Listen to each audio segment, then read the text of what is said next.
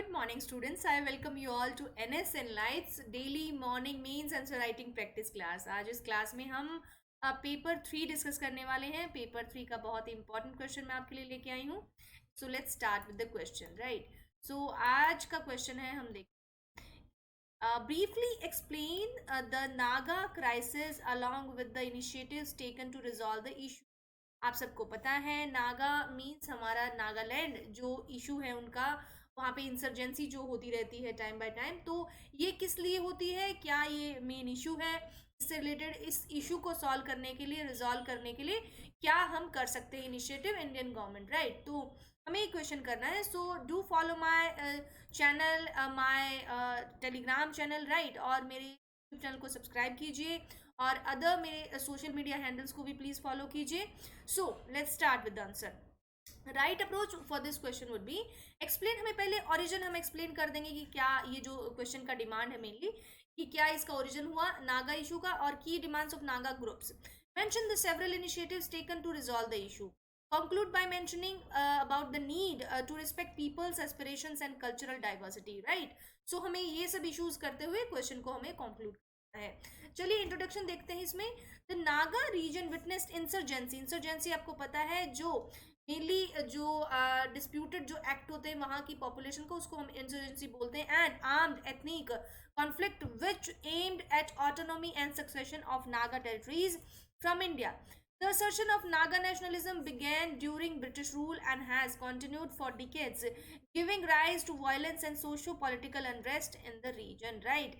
So socio-political unrest ये जो है इस region का particularly ये हमें देखना है. और ये जो violence create हुआ है, इसके decades से, बहुत पुराने टाइम से violence चल रहा है, तो ये इसका region है नागा इंसर्जेंसी. अब इसका हम थोड़ा सा बैकग्राउंड भी देखेंगे, बॉडी में लगा देंगे हमें इसका बैकग्राउंड. ठीक है. So the Naga crisis what actually was the key demand for Naga groups has been a greater Nagalim. मतलब अपना एक सॉवरन उनको स्टेटहुड चाहिए, अपना स्टेट को अलग, पूरे कंट्री से ही अलग बना देना चाहते हैं, स्टेटहुड उनको चाहिए.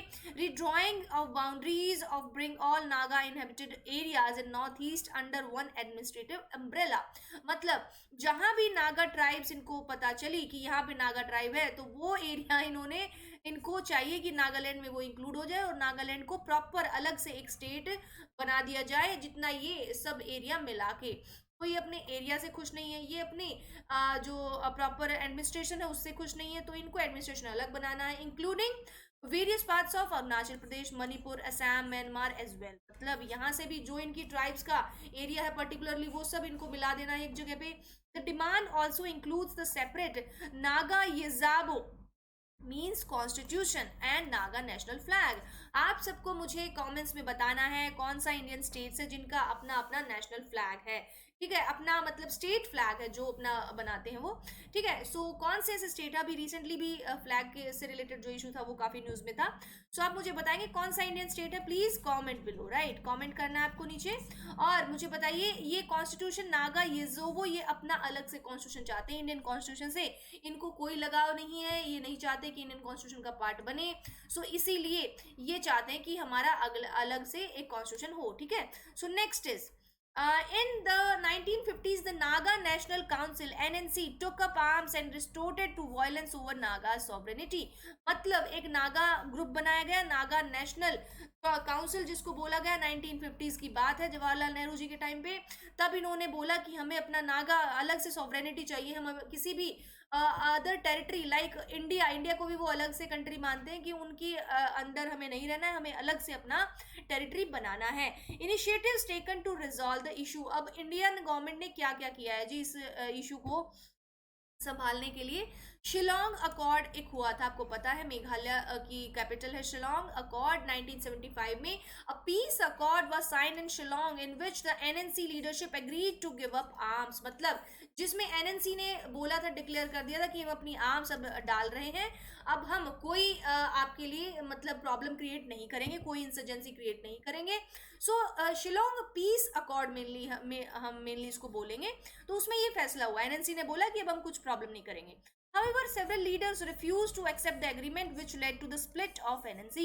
अब NNC का भी पार्ट हो गया, जैसे हमारा नरम दल गरम दल हो गया था ना कांग्रेस में, कि उनको लगता था कि हम एग्रेसिव होंगे तो काम चलेगा, उनको लगेगा हम थोड़े से नॉर्मल रहेंगे तो ज्यादा काम चलेगा।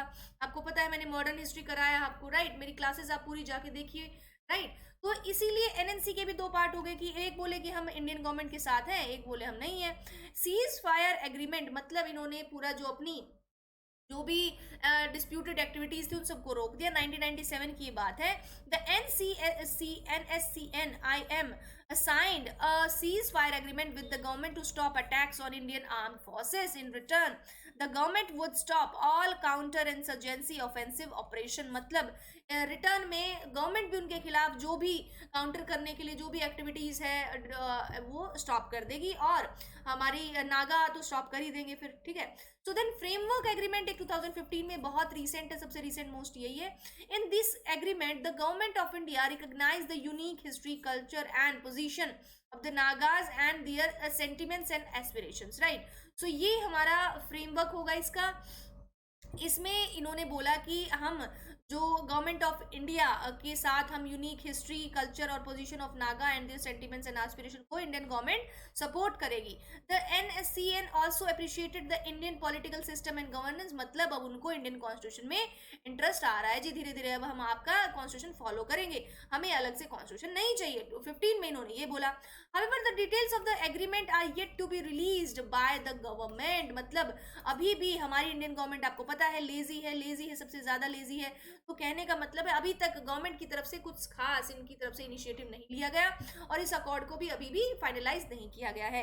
रिसेंटली अभी क्या किया, जब इनको याद आता है तब फिर से कुछ करते हैं।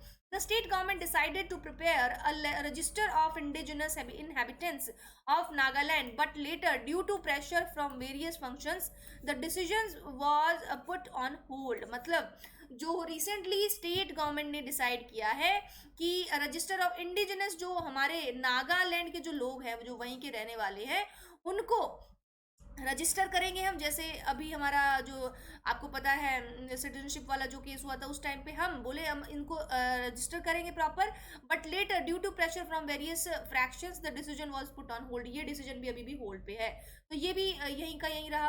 अब देखते हैं हम कंक्लूजन हम इसका क्या कर सकते हैं। इसके लिए mainly Nagas are culturally heterogeneous groups of different communities, tribes having a different set of problems from mainstream population.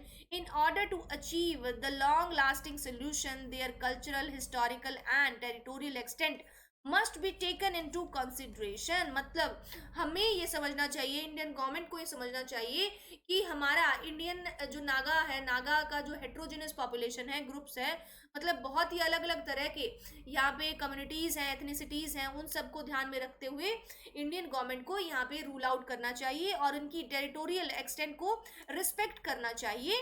Therefore any arrangement to be worked out should lead to social and political harmony, economic prosperity and protection of life and prosperity of all tribes and citizens of the state. मतलब harmony एक political create करनी होगी, हमें उनको ये विश्वास दिलाना होगा कि हाँ इंडिया भी आपका ही ध्यान रखता है, आप भी उसी का पार्ट है, हम आपसे अलग नहीं है। जब आप उनको सेंस ऑफ वननेस का फील कराएंगे ना, तो ऑफ कोर्स वो जो ट्राइब्स हैं, जो जिनको लगता है कि हम हमारे साथ एक दुर्व्यवहार हो रहा है, हमारे साथ एक अलग ट्रीटमेंट हो रहा है, वो नहीं होगा, तो वो ऑफ कोर्स सपोर्ट करेंगे। ठीक है, so this is all about today Naga conflict. एक दिन हम ऐसे ही त्रिपुरा कॉन्फ्लिक्ट ले लेंगे, जो आपका मणिपुर कॉन्फ्लिक्ट है वो ले लेंगे, तो ऐसे ही हम नॉर्थ ईस्ट को पूरा एक एक करके डिस्क्राइब कर देंगे आपको। So this is all about today. और फॉलो माय टेलीग्राम ग्रुप, और ग्रुप फॉलो कर रहे हैं तो प्लीज गाइडलाइंस को भी एक बार देख लीजिए, क्योंकि बहुत सारे लोग गाइडलाइंस भूल जाते हैं और अपनी मतलब जो उनका पर्पस है लाइफ का, जिसके लिए वो उन्होंने शुरुआत की थी, वो भूल जाते हैं कहीं ना कहीं। आपका मेन फोकस होना चाहिए एग्जाम का, तो आपका सिर्फ एग्जाम पे फोकस होना चाहिए। एग्जाम के लिए जो आप कर सकते हैं वो हम आपकी हेल्प करेंगे, और आपको भी हमें सपोर्ट करना चाहिए। सो आप मेरे चैनल को सब्सक्राइब कीजिए या सब्सक्राइब करवाइए प्लीज, ठीक है? आप करेंगे तो हमें अच्छा लगेगा, नो डाउट। और भी मेरे सोशल मीडिया प्लेटफॉर्म है, उन पे भी हम आजकल पिक्चर डाल देते हैं, तो आप देख लीजिए उनको भी। So this is all about today, thank you so much, have a good day.